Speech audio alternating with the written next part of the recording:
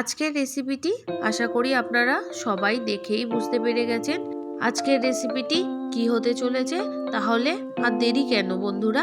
নমস্কার বন্ধুরা, সতীশদাস ফ্যামিলি কিচেনে আপনাদের সবাইকে স্বাগতম। আমার আজকের রেসিপিটি যদি আপনাদের ভালো লেগে থাকে তাহলে অবশ্যই একটা লাইক করে দেবেন, কমেন্ট করে জানাবেন। আর যদি চ্যানেলে নতুন বন্ধু হয়ে থাকেন তাহলে প্লিজ চ্যানেলটি সাবস্ক্রাইব করে পাশে থেকে যাবেন। আপনারা যে যেখান থেকেই দেখে থাকুন না কেন আপনাদের সবাইকে জানাই আন্তরিক শুভেচ্ছা, ভালোবাসা ও শুভকামনা। তাহলে চলুন শুরু করা যাক আজকের রেসিপি। এখানে আমি নিয়ে নিয়েছি 600 গ্রাম চিকেন।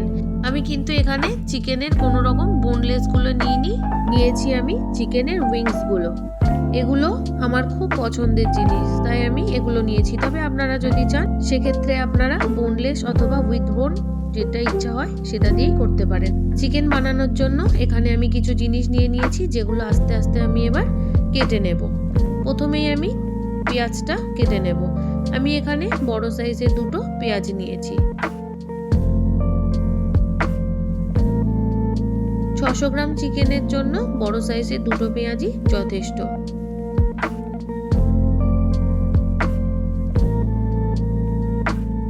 বন্ধুরা, এখন তো মটরশুঁটির সিজন চলছে। শুধু মটরশুঁটি কেন বলছি, মটরশুঁটি ছাড়া এই শীতকালে নানান রকমের সবজি পাওয়া যায়, তাই নানান রকম কিছু বানাতেও ইচ্ছে করে।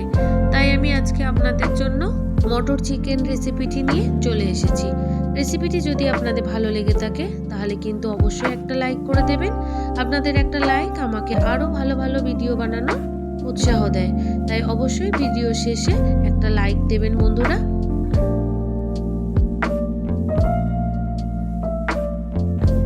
পেঁয়াজগুলো কেটে নেওয়া হয়ে গেছে, এবার আমি টমেটো 2টো কেটে নিচ্ছি। এখানে কিন্তু মিডিয়াম সাইজের 2টো টমেটো দিয়েছি। এবার আমি কেটে নেব ধনেপাতা। ধনেপাতাগুলোকে খুব ঝিরিঝিরি করে কেটে নেব।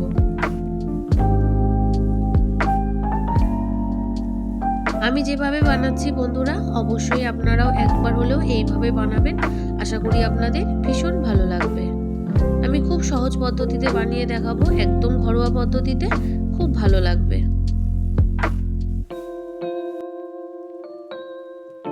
ধনেপাতাগুলো কেটে নেওয়া হয়ে গেছে, এবার আমি মটরশুঁটিগুলো ছাড়িয়ে নেব।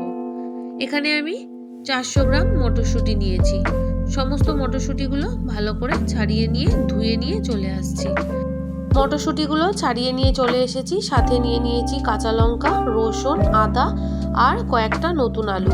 তবে বন্ধুরা, নতুন আলুটা পুরোপুরি অপশনাল, আপনারা যদি না চান দেবেন না। আমি কিন্তু আলুগুলো হাফ বয়েল করে নিয়েছি। সমস্ত কিছু কেটে নেওয়া রেডি। এবার আমি চিকেনটা রান্না করে নেব। আমি আগে থেকেই কড়াইতে সাদা তেল গরম করে নিয়েছিলাম। তার মধ্যে ফোড়ন দিয়ে দিয়েছি 2টো তেজপাতা, 4 থেকে 5টা শুকনো লঙ্কা গোটা, আর নিয়ে নিয়েছি গোটা জিরে ফোড়ন। ভালো করে ফোড়ন করে নেওয়া হয়ে গেলে যখন একটা সুন্দর গন্ধ চলে আসবে তখন দিয়ে দিতে হবে কেটে রাখা পেঁয়াজ।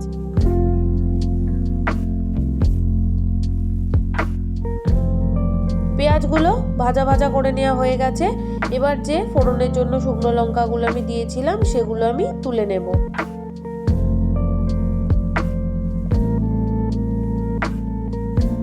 পেঁয়াজগুলো একদম লাল লাল করে ভাজবো না, হালকা ব্রাউন করে ভেজে নেওয়া হয়ে গেলেই ওর মধ্যে দিয়ে দেব কেটে রাখা টমেটো।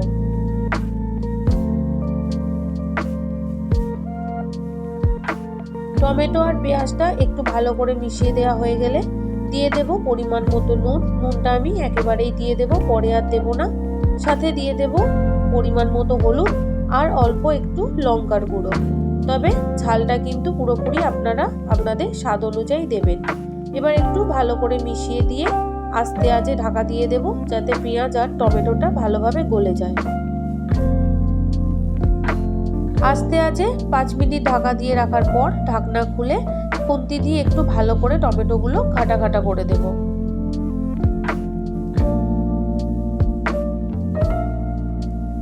টমেটো আর পেঁয়াজ অনেকটাই গলে গেছে। এবার আমি জোর আঁচে ভালো করে 2 মিনিটের জন্য নাড়াচাড়া করে নিয়ে দিয়ে দেব আদা, রসুন আর কাঁচা লঙ্কার পেস্ট। সাথে দিয়ে দেব 1 চামচের মতো জিরের গুঁড়ো আর 1 চামচের মতো ধনের গুঁড়ো। আমি এখানে ছোট চামচের 1 চামচ করে দিয়েছি বন্ধুরা। সাথে স্বাদের ব্যালেন্সের জন্য দিয়ে দিলাম অল্প একটু চিনি। এবার মশলাটাকে খুব ভালো করে কষিয়ে নেব।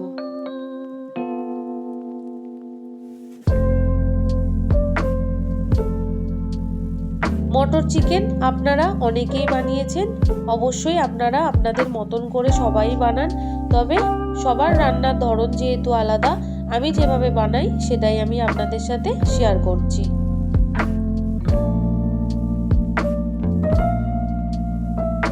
মশলাটা যাতে পুড়ে না যায় তার জন্য কিন্তু বারবার করে নাড়াচাড়া করে দিতে হবে। দেখুন বন্ধুরা, মশলা কিন্তু অনেকটাই গলে গেছে। এবার আমি দিয়ে দেব চিকেন।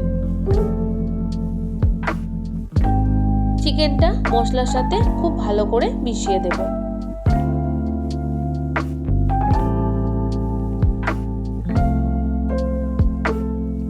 ভালো করে মিশিয়ে দেওয়ার পর 3 থেকে 4 মিনিট জোর আঁচে মশলার সাথে ভালো করে কষিয়ে নিয়ে গ্যাসের ফ্লেমটা কমিয়ে দিয়ে ঢাকা দিয়ে দেব।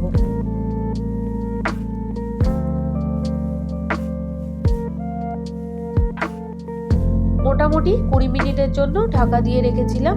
20 মিনিট পর আমি ঢাকনা খুলে দেখাবো যে চিকেন থেকে কতটা পরিমাণে জল বেরিয়েছে। এবার গ্যাসের ফ্লেমটা বাড়িয়ে দিয়ে আবারও ভালো করে নাড়াচাড়া করে দেব।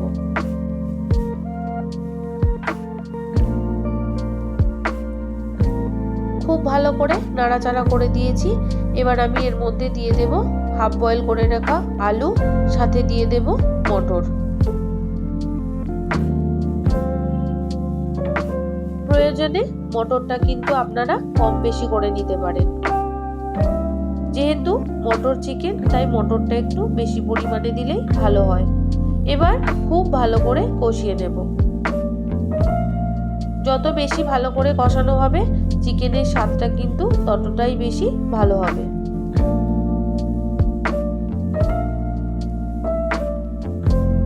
তবে বন্ধুরা, কম তেল যেহেতু শরীরের পক্ষে ভালো, তাই আমি একটু কম তেল দিয়েই বানাচ্ছি। আপনারা যদি চান সেক্ষেত্রে আপনারা তেল বেশি দিয়েও বানাতে পারেন, তবে শরীর ভালো রাখতে কম তেল দিয়ে বানানোই ভালো। এবার ভালো করে কষিয়ে পুরো জলটা শুকনো করে নেব। হয়তো আপনারা ভাবছেন যে এত কম তেল দিয়ে কেমন খেতে হবে। একবার বানিয়েই দেখুন না বন্ধুরা, কেমন লাগে সেটা অবশ্যই কমেন্ট করে জানাবেন। কথা বলতে বলতে খুব ভালো মতো কষানোটা হয়ে এসেছে। আর অল্প একটু নাড়াচাড়া করে দেব। পুরোপুরি জলটা শুকিয়ে গেছে। এবার আমি চিকেনটা সেদ্ধ হওয়ার জন্য অল্প পরিমাণে জল দেব।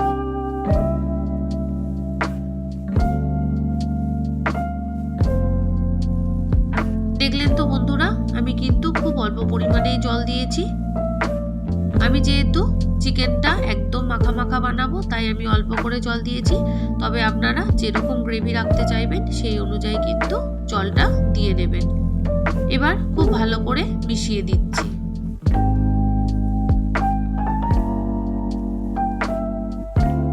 ঝোলটা আস্তে আস্তে ফুটে উঠেছে। এবার আমি গ্যাসের ফ্লেমটা কমিয়ে দেব। সাথে ঢাকনা দিয়ে আরো 20 মিনিটের জন্য রেখে দিয়েছিলাম। তারপর 20 মিনিট পর ঢাকনা খুলে একটু নাড়াচাড়া করে দিলাম। চিকেনটা কিন্তু সেদ্ধ হয়ে গেছে। আলুটা যেহেতু হাফ বয়েল ছিল, আলুটা তো সেদ্ধ হয়েই গেছে।